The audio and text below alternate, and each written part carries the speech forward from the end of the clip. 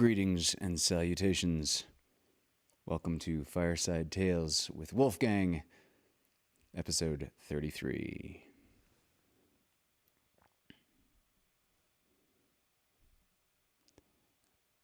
All right, seriously, is it still not streaming?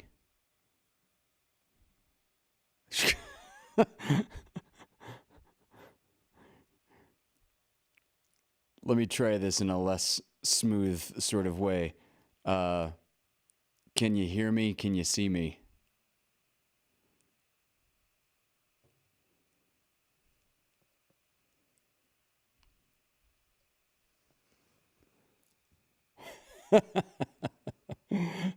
Okay, cool. We have some Audacity network editing to do. There's going to be a very brief Lovecast 57 that went out to the public, probably of me just going, just like cursing and saying, what's wrong with this thing? What's wrong with this thing? And of course, humbly speaking, what was wrong with this thing was nothing but pilot error. Okay. Good. See me, hear me. That's see me, hear me. We have the beginning. We have the beginning of a classic rock album about pinball. All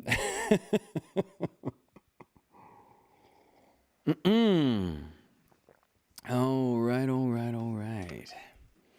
I'm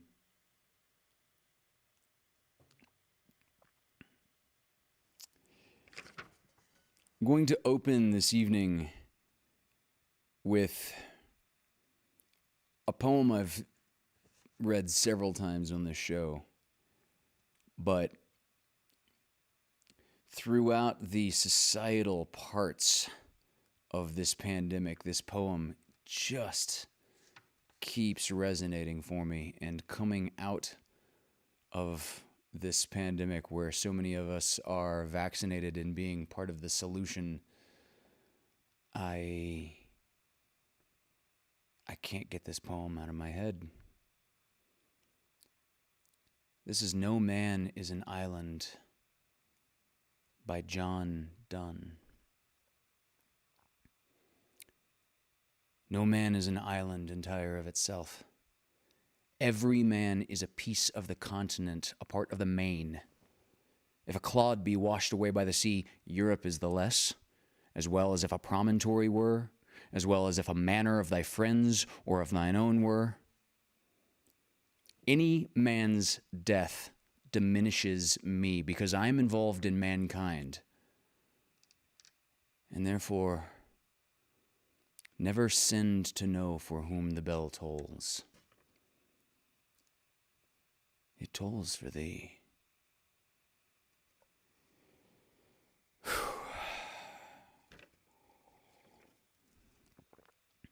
John Donne. Wow, the guy passed in 1631, but he wrote and published this in 1624, so there's a pretty good margin.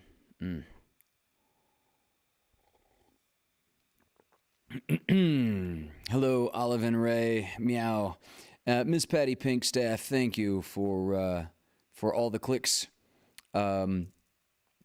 Yeah, pretty please. Give this thing a thumbs up. Click share. Share this out to Facebook. Just get a few more people in here, and it's always helpful. Counterintuitively, if you click save, just saving it to watch later helps the algorithm.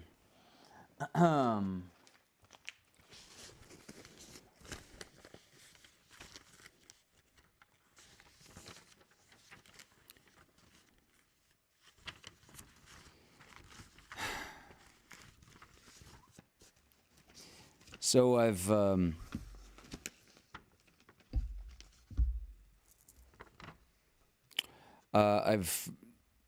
lost some of my notes to this. I'm not certain who this is from.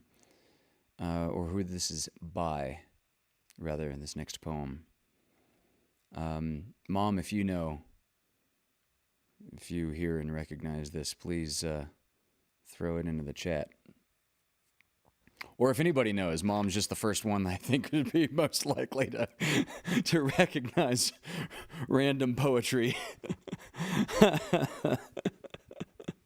I've got great parents. That's kind of neat. That's really neat, actually. This poem is called Quilt for Sally Sellers. Like a fading piece of cloth, I am a failure. No longer do I cover tables filled with food and laughter. My seams are frayed, my hymns falling, my strength no longer able to hold the hot and the cold. I wish for those first days when just woven I could keep water from seeping through, repelled stains with the tightness of my weave, dazzled the sunlight with my reflection.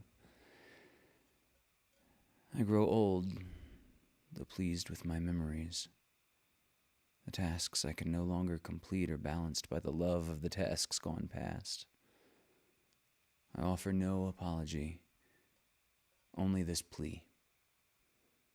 When I'm frayed and stained and drizzle at the end, please, someone cut a square and put me in a quilt that I might keep some child warm. And some old person with no one else to talk to will hear my whispers and cuddle near.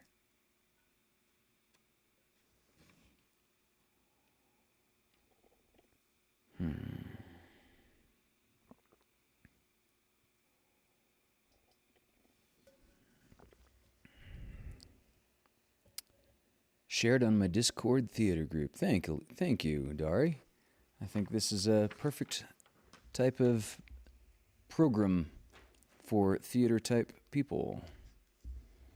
Nikki Giovanni. All right. Thank you, Emily Thatcher. Oh, yeah. That does sound quite obviously like Nikki Giovanni, now that I know the right answer.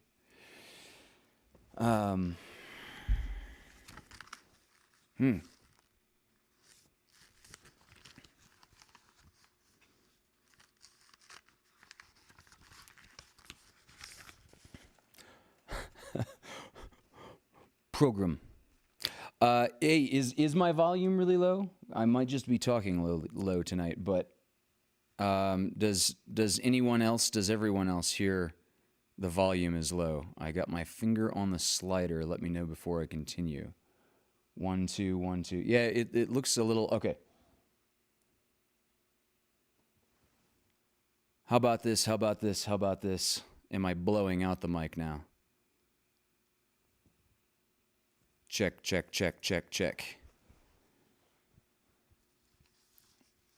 Yeah, fine. I always just... Okay. It's just a wee bit distorted, or it's just a wee bit... Does this sound all right? I don't see any signs of distortion looking at any of my meters. Okay. Yes, my pleasure. I'm whenever you see something or don't hear something, whenever you hear see something wrong or don't hear something at all, let me know. One check here. Okay, I see Svetlana's punchline, and that was pretty damn funny. I don't know what the lead up was. Hi, Meg Sampson. Nice to see you. Okay, this is the second of 3 excerpts from Walden that I will be sharing. The first one was 2 weeks ago. Part 3, of course, will be next week. This is from a chapter in Walden called Where I Lived and What I Lived For by Henry David Thoreau.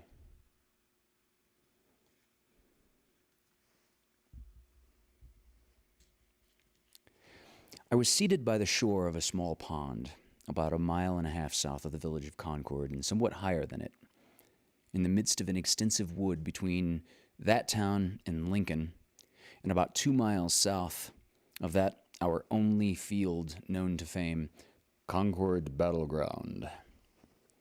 But I was so low in the woods that the opposite shore, 1/2 mile off, like the rest covered with wood, was my most distant horizon. For the first week, whenever I looked out on the pond, it impressed me like a tarn high up on the side of a mountain, its bottom far above the surface of other lakes, and as the sun arose, I saw it throwing off its nightly clothing of mist, here and there by degrees. Its soft ripples or its smooth, reflecting surface was revealed, while the mists, like ghosts, were stealthily withdrawing in every direction into the woods, as at the breaking up of some nocturnal conventicle. The very dew seemed to hang upon the trees later into the day than usual, as on the side of the mountains. This small lake was of most value as a neighbor in the intervals of a gentle rainstorm in August, when both air and water being perfectly still but the sky overcast, mid-afternoon had all the serenity of evening, and the wood thrush sang around and was heard from shore to shore. A lake like this is never smoother than at such a time, and the clear portion of the air above it being shallow and darkened by clouds, the water, full of light and reflections, becomes a lower heaven itself so much the more important.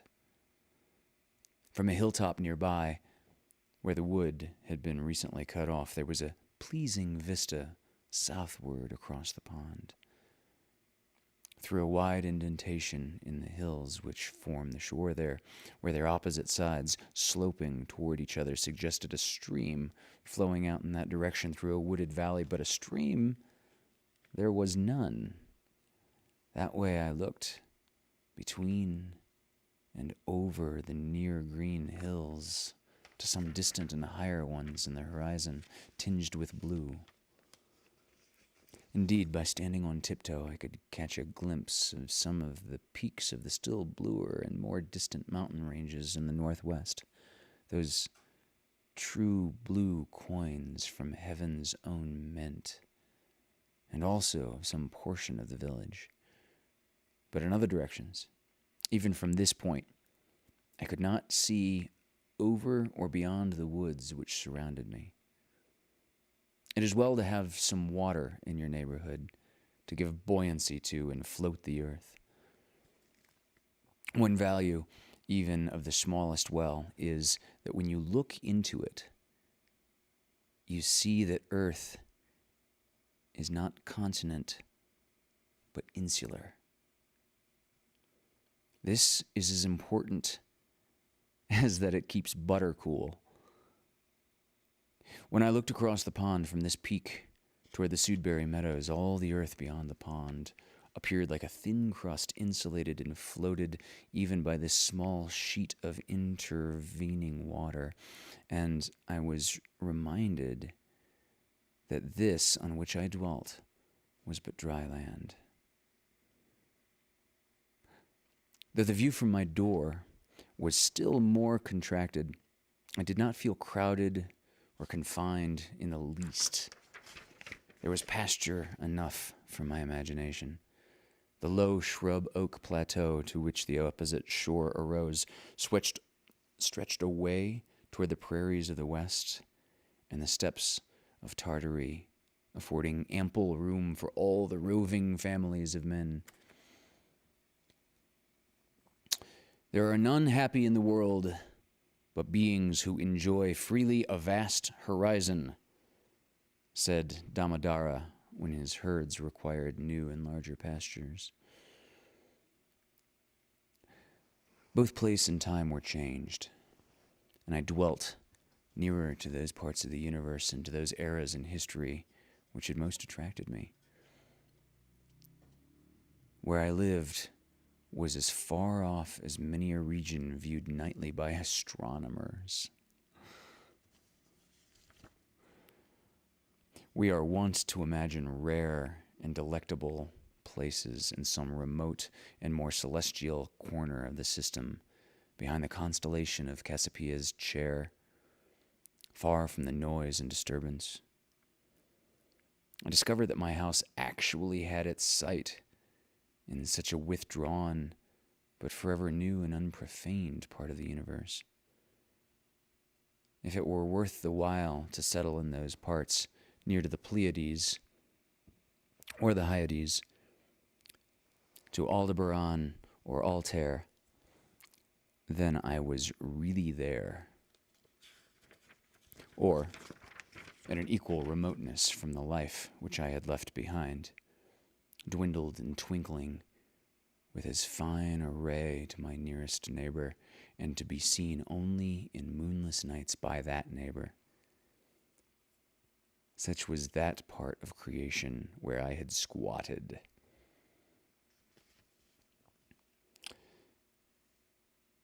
This was a poem inserted right here in the margins. There was a shepherd that did live, and held his thoughts as high as were the mounts whereon his flocks did hourly feed him by. What should we think of the shepherd's life if his flocks always wandered to higher pastures than his thoughts?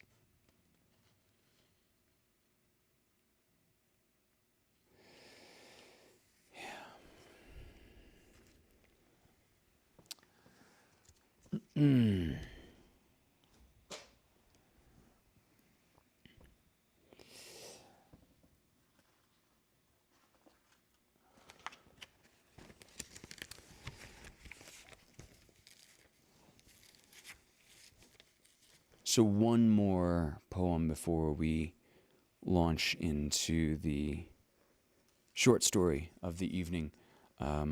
We have another offering by O. Henry for this evening's short story. And at 10:30, I would love to see you all jump back in to the Vaudacity music. At 10:30, I would love to see you all jump back into the Vaudacity network for Moody Monday, the music show at 10:30.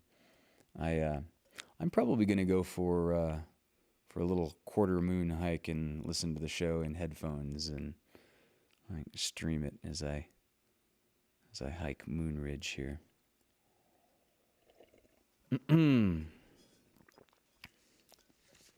This next poem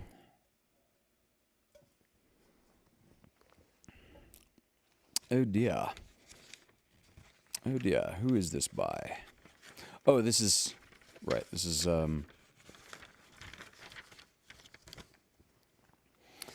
this next poem is by Edna St. Vincent Millay. Published in 1920, this poem is called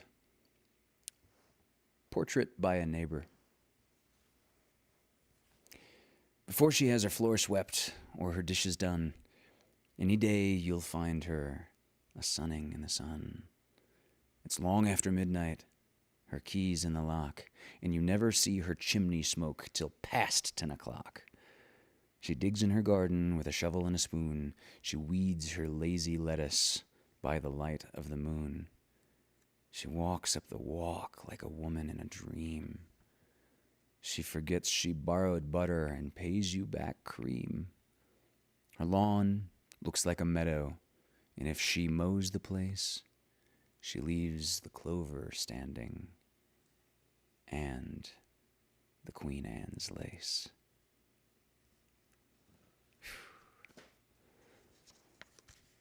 I love that one. Yeah. Love that one. All right, so this is our highlight short story of the evening.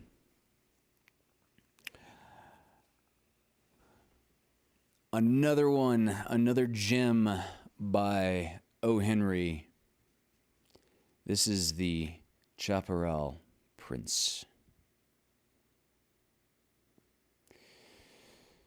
9 o'clock at last, and the drudging toil of the day was ended. Lena climbed to her room in the third half story of the Quarryman's Hotel. Since daylight, she had slaved doing the work of a full-grown woman, scrubbing the floors, washing the heavy ironstone plates and cups, making the beds, supplying the insatiate demands for wood and water in that turbulent and depressing hostelry. The din of the day's quarry was over. The blasting and drilling, the creaking of the great cranes, the shouts of the foremen, the backing and shifting of the flat cars hauling the heavy blocks of limestone. Down in the hotel office, 3 or 4 of the laborers were growling and swearing over a belated game of checkers. Heavy odors of stewed meat, hot grease, and cheap coffee hung like a depressing fog about the house, and kind of gave me a bit of a stomachache just reading about it. Lena lit the stump of a candle and sat limply upon her wooden chair. She was 11 years old, thin and ill-nourished. Her back and limbs were sore and aching, but the ache in her heart made the biggest trouble. The last straw had been added to the burden upon her small shoulders. They had taken away Grim. Always at night, however tired she might be, she had turned to Grim for comfort and hope. Each time had Grim whispered to her that the prince or the fairy would come and deliver her out of the wicked enchantment. Every night she had taken fresh courage and strength from Grim. To whatever tale she read, she found an analogy in her own condition. The woodcutter's lost child, the unhappy goose girl, the persecuted stepdaughter, the little maiden imprisoned in the witch's hut. All these were but transparent disguises for Lena, the overworked kitchen maid in the Quarryman's Hotel. And always, when the extremity was direst, came the good fairy or the gallant prince to the rescue. So, here in the ogre's castle, enslaved by a wicked spell, Lena had leaned upon Grim and waited, longing for the powers of goodness to prevail. But on the previous day, Mrs. Maloney had found the book in her room and had carried it away, declaring sharply that it would not do for servants to read at night. They lost sleep and did not work briskly the next day. Can one only 11 years old, living away from one's mama and never having any time to play, live entirely deprived of Grim? Just try it once. You'll see what a difficult thing it is. Lena's home was in Texas, away up among the little mountains on the Pedernales River, in a little town called Fredericksburg. They're all German people who live in Fredericksburg. Of evenings, they sit at little tables along the sidewalk and drink beer and play pinochle and scat, which is a trick-taking card game. They're very thrifty people. Thriftiest among them was Peter Heidesmuller, Lena's father. And that is why Lena was sent to work in the hotel at the quarries 30 miles away. She earned $3 every week there, and Peter added her wages to his well-guarded treasure.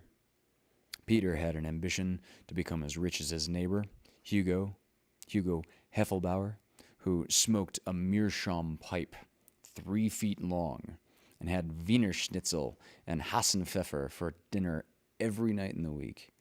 And now, Lena was quite old enough to work and assist in the accumulation of riches. But conjecture, if you can, what it means to be sentenced at 11 years of age from a home in the pleasant little Rhine village to hard labor in the ogre's castle, where you must fly to serve the ogres while they devour cattle and sheep, growling fiercely as they stamp white limestone dust from their great shoes for you to sweep and scour with your weak, aching fingers, and then to have Grim taken away from you. Lena raised the lid of an old empty case that had once contained canned corn and got out a sheet of paper and a piece of pencil. She was going to write a letter to her mama. Tommy Ryan was going to post it for her at Bollinger's. Tommy was 17, worked in the quarries, went home to Bollinger's every night, and was now waiting in the shadows under Lena's window for her to throw the letter out to him. That was the only way she could send a letter to Friedrichsburg. Mrs. Maloney did not like for her to write letters. The stump of the candle was burning low, so Lena hastily bit the wood from around the lead of her pencil and began. This is the letter she wrote. Dearest Mama, I want so much to see you, and Gretel and Klaus and Heinrich and little Adolf. I'm so tired. I want to see you. Today I was slapped by Mrs. Maloney and I had no supper. I could not bring in enough wood for my hand hurt, and she took my book yesterday. I mean, Grimm's Fairy Tales, which Uncle Leo gave me. It didn't hurt anyone for me to read the book. I try to work as well as I can, but there is so much to do. I read only a little bit every night. Dear Mama, I shall tell you what I'm going to do. Unless you send for me tomorrow to bring me home, I shall go to a deep place I know in the river and drown. It's wicked to drown, I suppose. But I wanted to see you, and there is no one else. I'm very tired, and Tommy is waiting for the letter. You will excuse me, Mama, if I do it. Your respectful and loving daughter, Lena.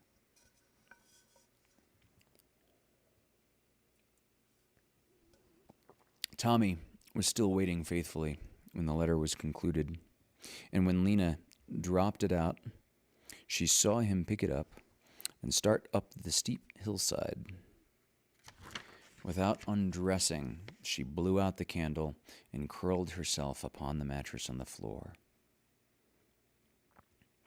At 10:30 in the morning, old man Bollinger came out of his house in his... Back up. At 10:30 p.m., old man Bollinger came out of his house in his stocking feet and leaned over the gate, smoking his pipe. He looked down the big road, white in the moonshine, and rubbed one ankle with the toe of his other foot. It was time for the Friedrichsburg mail to come pattering up the road. Old man Bollinger had waited only a few minutes when he heard the lively hoofbeats of Fritz's team of little black mules, and very soon afterward, his covered spring wagon stood in front of the gate. Fritz's big spectacles flashed in the moonlight, and his tremendous voice shouted a greeting to the postmaster of Bollinger's. The mail carrier jumped out and took the bridles from the mules, for he always fed them oats at Bollinger's. While the mules were eating from their feed bags, Old Man Bollinger brought out the mail sack and threw it into the wagon. Fritz Bergmann was a man of 3 sentiments, or to be more accurate, 4. The pair of mules deserving to be reckoned individually. Those mules were the chief interest and joy of his existence. Next came the Emperor of Germany and Lena Hildesmuller. "Tell me," said Fritz when he was ready to start, "does the sack contain a letter to Frau Hildesmuller from the little Lena at the quarries? One man came in the last mail to say that she is a little sick already. Her mama is very anxious to hear again." "Yeah," said Old Man Bollinger. "There's a letter from Miss Helter Skelter, or some sich name. Tommy Ryan brung it over when he came. Her little gal working over there, you say. It's her little gal, yeah?" "In the hotel," shouted Fritz as he gathered up the lines. 11 years old and not even as big as a Frankfurter. The close fist of a Peter Hildesmuller. Someday I shall with a big club pound that man's Dummkopf all in and out the town. Perhaps in this letter, Lena will say that she is yet feeling better, so her mama will be glad. Auf Wiedersehen, Herr Bollinger. Your feet will take cold out in the night air." "So long, Fritzy," said Old Man Bollinger. "You got a nice cool night for your drive." Up the road went the little black mules at their steady trot, while Fritz thundered at them occasional words of endearment and cheer. These fancies occupied the mind of the mail carrier until he reached the big post oak forest, 8 miles from the Bollingers.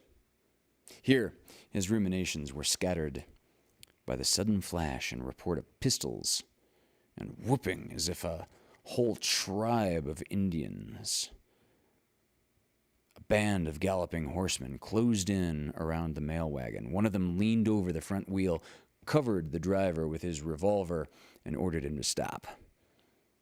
Others caught at the bridles of Donder and Blitzen. "Donder weiter!" shouted Fritz with all his tremendous voice. "Was ist? Release your hands from those mules. We was the United States Mail." "Hurry up, Dutch," drawled a melancholy voice. "Don't you know when you're in a stick-up? Reverse your mules. Climb on out of the cart." And it's due to the breadth of Hondo Bill's demerit and the largeness of his achievements to state that the holding up of the Fredericksburg Mail was not perpetrated by way of an exploit. As the lion, while in the pursuit of prey commensurate to its prowess might, set a frivolous foot upon a casual rabbit in its path, so Hondo Bill and his gang had swooped sportively upon the Pacific transport of Mynheer Fritz. The real work of their sinister night ride was over. Fritz and his mailbag and his mules came as gentle relaxation, grateful after the arduous duties of their profession. 20 miles to the southeast stood a train with a killed engine, hysterical passengers, and a looted express and mail car. That represented the serious occupation of Hondo Bill and his gang. With a fairly rich prize of currency and silver, the robbers were making a wide detour to the west through the less populous country, intending to seek safety in Mexico by means of some formidable spot on the Rio Grande. The booty from the train had melted the desperate bushrangers to jovial and happy skylarkers.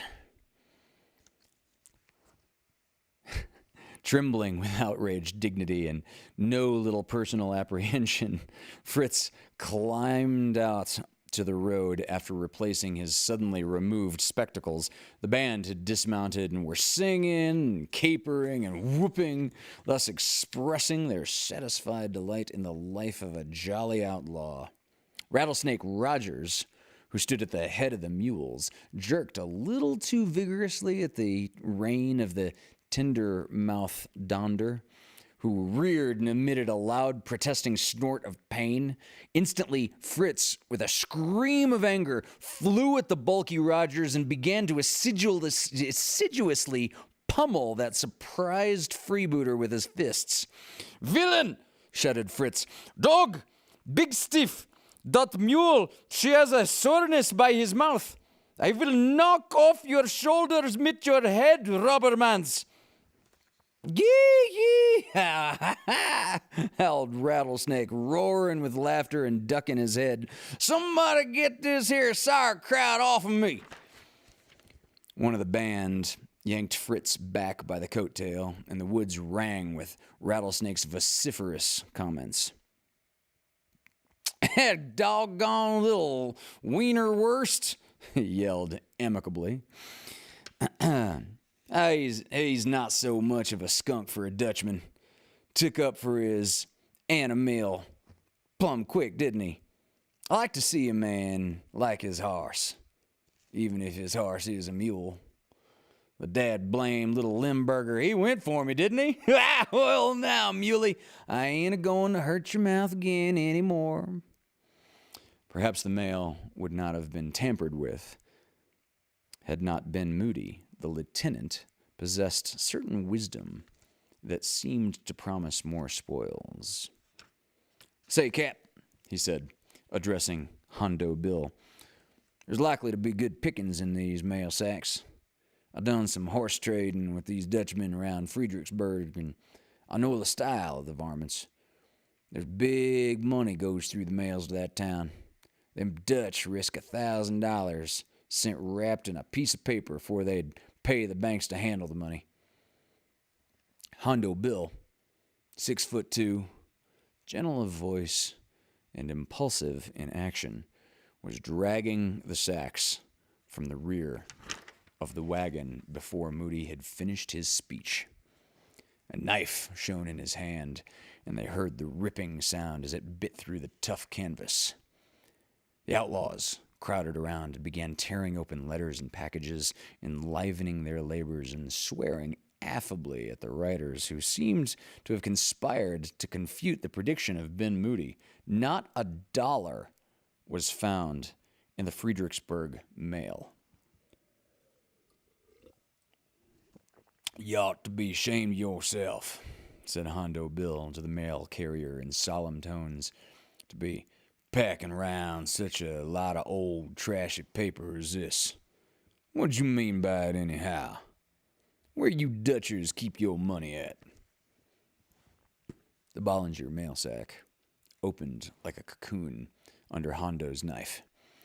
It contained but a small handful of mail. Fritz had been fuming with terror and excitement until this sack was reached. He now remembered Lena's letter. He addressed the leader of the band, asking that particular missive be spared. "Much obliged, Dutch," he said to the disturbed carrier. "I guess that's the letter we want. Got Spondulux in it, ain't it? Ah, here she is. Make a light, boys." Hondo found and tore open the letter to Mrs. Heidelsmuller. The others stood about, lighting twisted-up letters from one another. Hondo gazed with mute disapproval at the single sheet of paper covered with the angular German script. "Whatever is this you humbuckered us with, Dutchy?" You call this here a valuable letter? That's a mighty low-down trick to play on your friends what come along to help you distribute your mail. Yeah, no, that's Chinese writing, said Sandy Gundry, peering over Hondo's shoulder.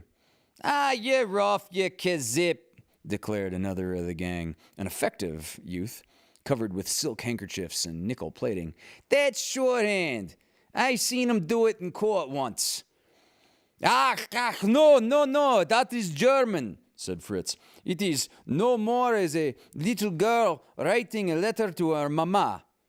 One poor little girl, sick and working hard away from home. It is a shame. Good Mr. Robberman, you will please let me have that letter. What the devil you take us for, old pretzels? Said Hondo with sudden and surprising severity. You ain't presuming to insinuate that we gents ain't possessed of sufficient politeness for to take an interest in the missus' health now, is you? Now, you go on, and you read that scratching out loud and in plain United States language to this here company of educated society. Hondo twirled his six-shooter by its trigger guard and stood towering above the little German, who at once began to read the letter, translating the simple words into English. The gang of rovers stood in absolute silence, listening intently.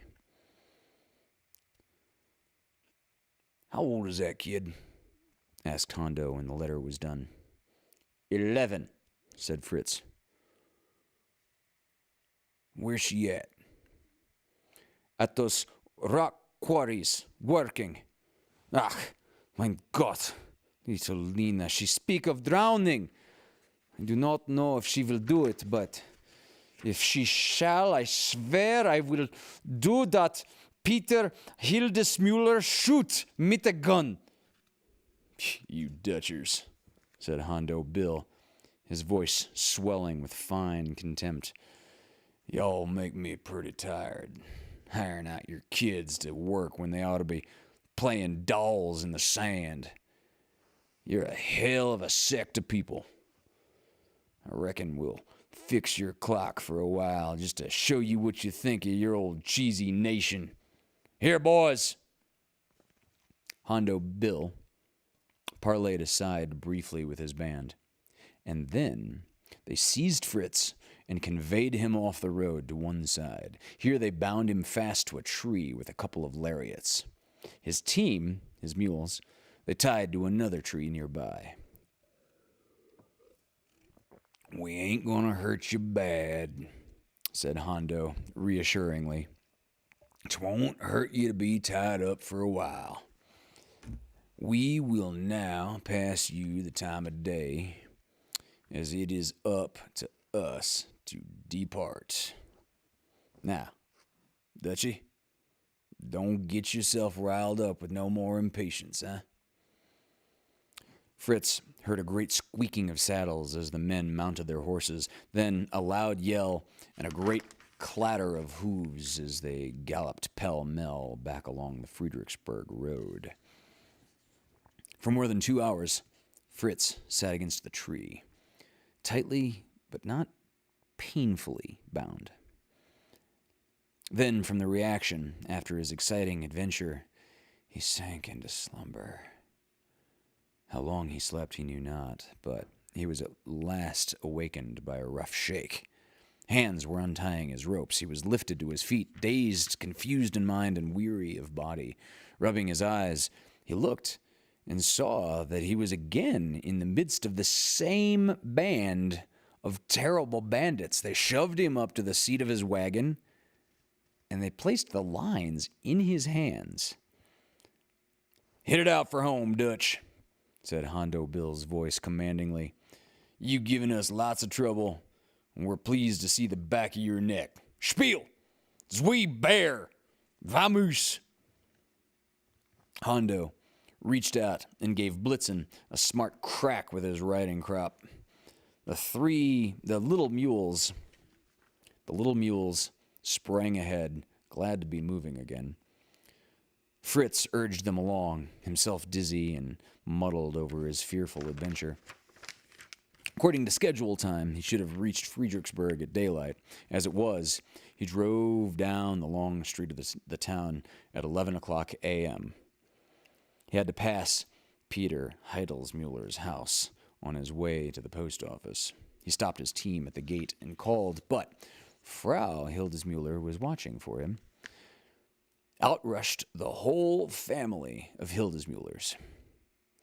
Frau Hildesmuller, fat and flushed, inquired if he had a letter from Lena. And then Fritz raised his voice and told the tale of his adventure. He told of the contents of that letter that the robber had made him read. And then Frau Hildesmuller broke into wild weeping. Her little Lena drowned herself. Why had they sent her from home? What could be done? Perhaps it would be too late by the time they could send for her now. Peter Hildesmuller dropped his long meerschaum pipe on the walk, and it shivered into pieces. "Woman," he roared at his wife, "why did you let that child go away? It is your fault if she comes home to us no more." Everyone knew that it was Peter Hildesmuller's fault, so they paid no attention to those particular words. A moment afterward, a strange, faint voice was heard to call, "Mama!"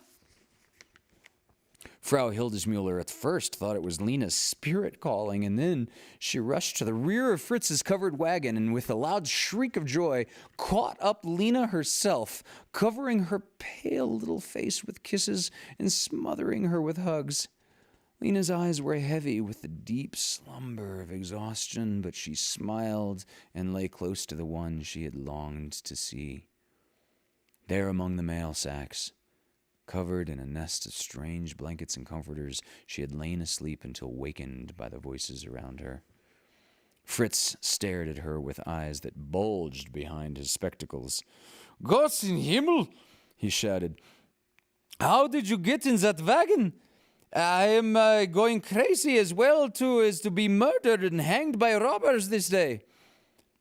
"You brought her to us, Fritz," cried Frau Hildesmuller. "How can we ever thank you enough?" "Tell Mama how you came in Fritz's wagon," said Frau Hildesmuller. I don't know," said Lena. "But I know how I got away from the hotel. The prince brought me." "By the Emperor's crown," shouted Fritz. "We are all going crazy." "I always knew he would come," said Lena, sitting down on her bundle of bedclothes on the sidewalk. "Last night, he came with his armed knights and captured the ogre's castle. They broke the dishes and kicked down the doors. They pitched Mr. Maloney into a barrel of rainwater and threw flour all over Mrs. Maloney. The workmen in the hotel jumped out of the windows and ran into the woods when the knights began firing their guns. They wakened me up, and I peeped down the stair, and then the prince came up and wrapped me in the bedclothes, and he carried me out. He was so tall and strong and fine, his face was as rough as a scrubbing brush. But he talked soft and kind and smelled of schnapps. He took me on his horse before him, and we rode away among the knights. He held me close, and I went to sleep that way, and didn't wake up till I got home." "Rubbish!" cried Fritz Bergman. "Fairy tales! How did you come from the quarries to my wagon?" "The prince brought me," said Lena confidently. And to this day, the good people of Friedrichsburg haven't been able to make her give any other explanation.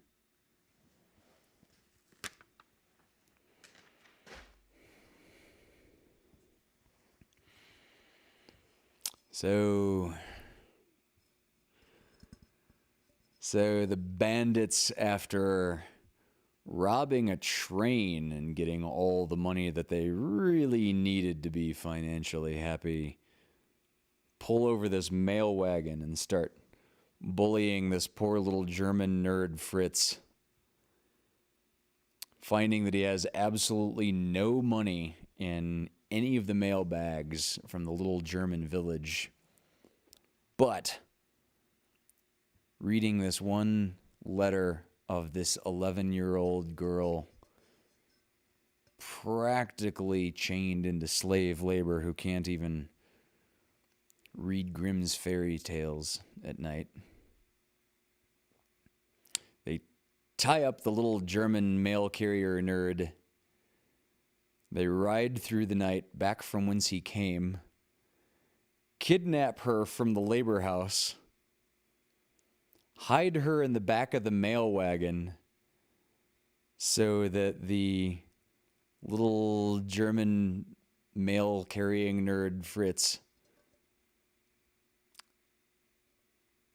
inadvertently, unknowingly returns her to her parents. And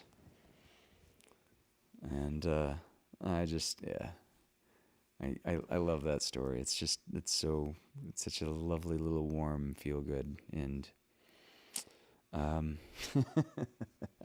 it makes Wolfgang thirsty.